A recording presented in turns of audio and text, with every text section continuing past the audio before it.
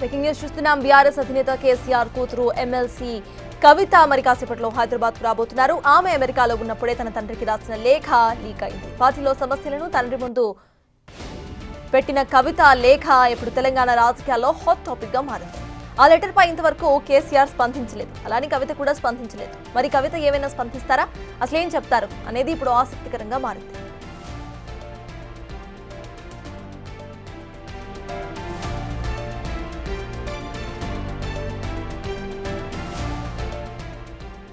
BRS అధినేత కేసీఆర్ కూతురు MLC కవిత మరి కాసేపట్లో హైదరాబాద్ కు రాబోతున్నారు. ఆవిడ విదేశాల్లో ఉన్నప్పుడే ఆవిడ రాసిన లేఖ అంటూ ఒక లేఖ వైరల్ అయింది. అయితే ఈ లేఖకు సంబంధించి అటు పార్టీలో సమస్యలను తండ్రి ముందు ఉంచారు. లేఖలో ప్రతి ఒక్క విషయాన్ని కూడా ప్రస్తావించారు. అయినా ఈ లేఖను తీసుకుని తెలంగాణలో ప్రెసెంట్ హాట్ టాపిక్ గా చర్చలు నడుస్తున్నాయి. ఇటు అధికార పార్టీతో పాటు బీజేపీ కూడా ఈ లేఖను ఉద్దేశిస్తూ కూడా మాట్లాడింది. కేంద్ర మంత్రి కిషన్ రెడ్డి మాట్లాడుతూ బీఆర్ఎస్ అంటే ఇటు డాటర్ డాడీ సన్ పార్టీ అంటూ మాట్లాడటం, ఆ తర్వాత బీఆర్ఎస్ లో కూతురికి నాన్నకు మాటలు లేవనే విషయం ఈ లేఖ ద్వారా బయటకు వచ్చింది అంటూ కూడా ఇటు కేంద్ర మంత్రి కిషన్ రెడ్డి మాట్లాడుతూ తెలిపే ప్రయత్నం చేస్తారు. అట్లానే కాంగ్రెస్ పార్టీ నేతలు మాట్లాడుతూ కూడా బీఆర్ఎస్ బీజేపీకి ఉన్న చీకటి ఒప్పందాన్ని ఇటు కవిత లేఖ ద్వారా క్లియర్ చేశారు అంటూ కూడా ఇటు కాంగ్రెస్ వర్గ నేతలు కూడా మాట్లాడుతూ చెప్పుకొచ్చారు. మరి ఇప్పటి వరకు ఈ లేఖకు సంబంధించి ఇటు బీఆర్ఎస్ నేతలు ఎవరు కూడా స్పందించలేదు. ఎస్పెషలీ కేసీఆర్ కానీ కేటీఆర్ కానీ హరీష్ రావు కానీ ఎవరూ స్పందించలేదు. మరి ఇప్పుడు కవిత ఇటు విదేశాల నుండి తిరిగి వస్తున్నారు కాబట్టి, మరి కాసేపట్లో హైదరాబాద్ చేరుకుంటారు కాబట్టి ఆవిడ ఏమైనా ఈ లేఖ గురించి మాట్లాడతారా, అసలు ఈ లేఖ గురించి ఏమైనా ప్రస్తావిస్తారా, ఆవిడ డైరెక్ట్ గా తన తండ్రికి ఫోన్ కాల్ చేసి మాట్లాడటమో లేకపోతే డైరెక్ట్ గా ఇంటికి వెళ్లి మాట్లాడటమో కాకుండా ఇట్లా లేఖ పంపించడానికి కారణాలు ఏంటి అనేది మరి కవిత ఇప్పటికైనా స్పష్టం చేస్తారా అనేది వేచి చూడాలి.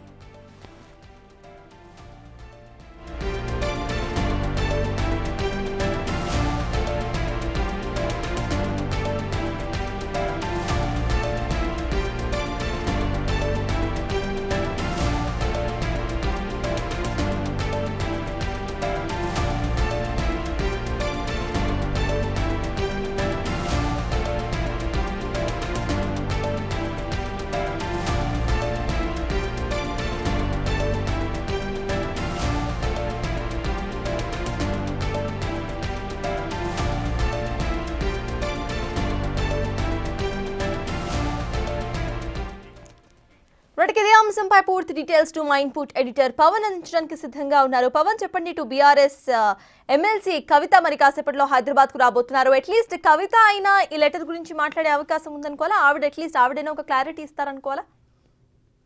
ఖచ్చితంగా ప్రస్తుతానికైతే మరి కాసేపట్లోనే కవిత శంషాబాద్ ఎయిర్పోర్ట్కి చేరుకోనున్నారు. 7:30కు ఎయిర్పోర్ట్ వద్దనే మీడియాతో మాట్లాడతారంటూ ఆమె తరపున ఆమె మీడియా ఆర్గనైజర్స్ లేకుంటే ఆమె అనుచరులు సమాచారం ఇచ్చారు. ప్రస్తుతం కవిత రాక కోసం చాలా ఉత్కంఠగా అటు బీఆర్ఎస్ శ్రేణులన్నీ కూడా ఎదురు చూస్తూ ఉన్న పరిస్థితి. ఎందుకంటే మాజీ ఎమ్మెల్సీ కవిత రాసిన 6 పేజీల లేఖ పొలిటికల్గా చాలా హీట్ పుట్టించింది. అటు నెగిటివ్ అంటూ ఏదైతే కవిత చెప్పాలనుకున్నదో కార్యకర్తలు అందరూ అనుకుంటున్న విషయాలను అటు నేరుగా ప్రస్తావించింది.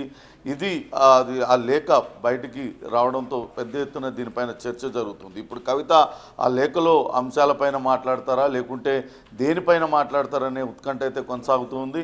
దీనిపైన అటు బీఆర్ఎస్ శ్రేణులు మాత్రం ఇప్పటి వరకు కూడా ఎక్కడా కూడా స్పందించలేదు. అటు కేసీఆర్ కావచ్చు, అలానే కేటీఆర్, హరీష్ రావు, ఇతర లాంటి నేతలు ఎవరూ స్పందించలేదు. ఇక తర్వాత స్థాయి నేతలు కనీసం స్పందించే ధైర్యం కూడా చేయడం లేదు. ఏం మాట్లాడితే ఏమవుతుందో అనే ఆ భయం వాళ్ళలో నెలకొని ఉంది. వాస్తవానికి కవిత లేవనెత్తిన అంశాలు అన్నిటితోని అటు బీఆర్ఎస్ నేతలు ఏకీభవిస్తూ ఉన్నారు. వాస్తవానికి ఇవన్నీ జరిగినవే ఆమె లేవనెత్తింది. కానీ దీనిపైన ఏ రకంగా స్పందించాలి అనే దానిపైన వాళ్ళందరూ కూడా మల్లగుల్లాలు పడుతున్న పరిస్థితి. ఇప్పుడు మరి కాసేపట్లోనే కవిత ఇక్కడికి వచ్చిన తర్వాత ఆమె ఏం ప్రకటించబోతుంది, ఆమె ఏం మాట్లాడబోతుంది, అవును నేను లేఖ రాశాను, అది లేఖలో అంశాలన్నింటినీ ఖచ్చితంగా అవన్నీ అడ్రస్ చేయాలి పార్టీ అని డిమాండ్ చేస్తుందా లేకుంటే ఏం మాట్లాడుతుందా అనేది కూడా చూడాలి. ఎందుకంటే కవిత కొత్త పార్టీ పెడుతుంది అనే చర్చ చాలా రోజులుగా కొనసాగింది. దీనిపైన అటు కవిత కూడా తీవ్ర స్థాయిలో స్పందించింది. తనపైన సొంత పార్టీలో వాళ్ళే సోషల్ మీడియా వేదికగా రకరకాల అసత్య ప్రచారాలు చేస్తున్నా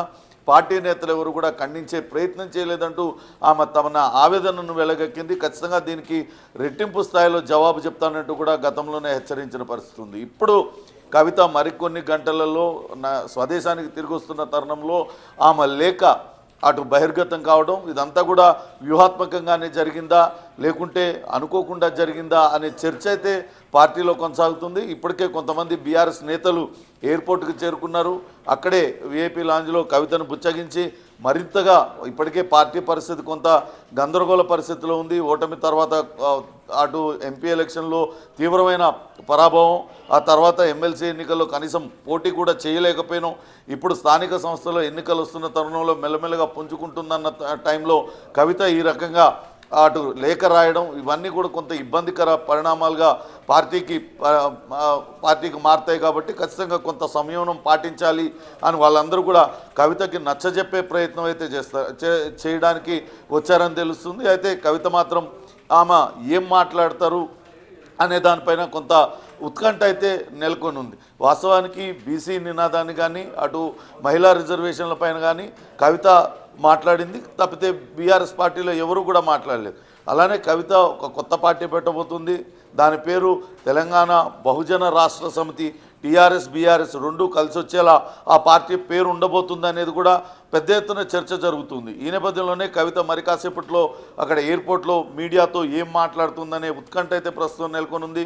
మరి కాసేపట్లోనే కవిత ఎయిర్పోర్టుకు చేరుకోనుంది. కవిత రాక కోసం పెద్ద ఎత్తున అక్కడికి జాగృతి సభ్యులు కావచ్చు, అట్లనే బీఆర్ఎస్ సభ్యులందరూ కూడా అక్కడ ఎయిర్పోర్ట్కి చేరుకున్న పరిస్థితి అయితే కనపడతా ఉంది. సర్తాజ్, అయితే పవన్, ఇందాక మనం మాట్లాడుకున్నట్టు ప్రీవియస్గా మనం చూసుకున్నా కూడా ఇటు కవిత కూడా తెలంగాణ పాలిటిక్స్లో షర్మిల లాగా తయారవుతున్నారు అని కొంతమంది మాట్లాడుతూ వాళ్ళ వ్యూస్ని చెప్పిన విషయం మనకు తెలిసిందే. సో ఈ విధంగా ఒక లేఖ రాయటం, లేకపోతే వేరే పార్టీ పెట్టే యోచనలో ఉన్నట్టుగా కొన్ని గాసిప్స్ బయట వినిపించడం, నిజంగానే సేమ్ అట్లాంటి పొజిషన్ ఇటు కవిత హోల్డ్ చేస్తారు అనుకోవాలా? అంటే వాస్తవానికి ఈ రాజకీయపరమైన విమర్శలు అటు బీజేపీ నేతలు, కొంతమంది కాంగ్రెస్ నేతలు కూడా చేశారు. అటు మెదక్ ఎంపీ రఘునందన్ రావు ఈ రకమైన వ్యాఖ్యలు చేశారు. తెలంగాణలో మరో షర్మిల కానుంది. ఎందుకంటే జగన్మోహన్ రెడ్డి ఓటమిలో షర్మిల చాలా కీలక పాత్ర పోషించింది.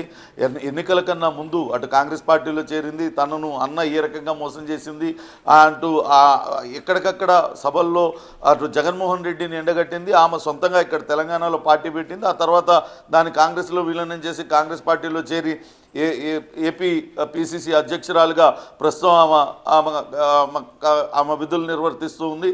అయితే జగన్మోహన్ రెడ్డి ఓటమిలో ఆమె పాత్ర చాలా స్పష్టంగా కనపడుతూ ఉంది. ఈ నేపథ్యంలోనే ఇప్పుడు ఇక్కడ కవిత కనుక పార్టీ పెట్టినట్లయితే ఖచ్చితంగా అది కేటీఆర్కి వ్యతిరేకంగానే ఆ పార్టీ ఉంటుంది. కాబట్టి ఆమె ఇక్కడ షర్మిలగా మారే అవకాశం ఉంటుంది అనే ఉద్దేశంలో బీజేపీ నేతలు కావచ్చు, మరికొంతమంది కాంగ్రెస్ నేతలు కూడా చేశారు.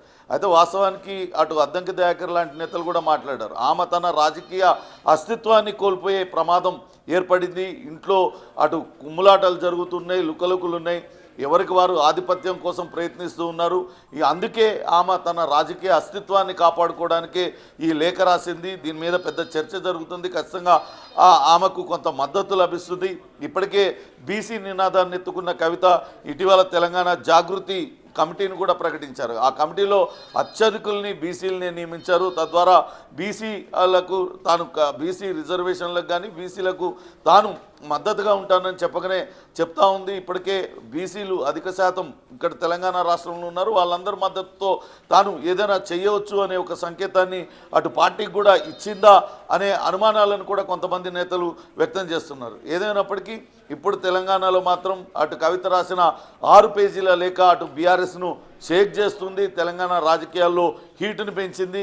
ఇప్పుడు కవిత ఏం చెప్పబోతుందనేది కూడా ఉత్కంఠగా అందరూ అటు బీఆర్ఎస్ నేతలే కాదు అన్ని పార్టీల నేతలు కూడా ఎదురు చూస్తున్నారు. నిజంగానే కవిత తాను కొత్త పార్టీని కనుక పెడుతున్నానంటూ ప్రకటించినట్లయితే అది నిజంగానే పెను సంచలనంగా మారే అవకాశం అయితే కనపడుతుంది.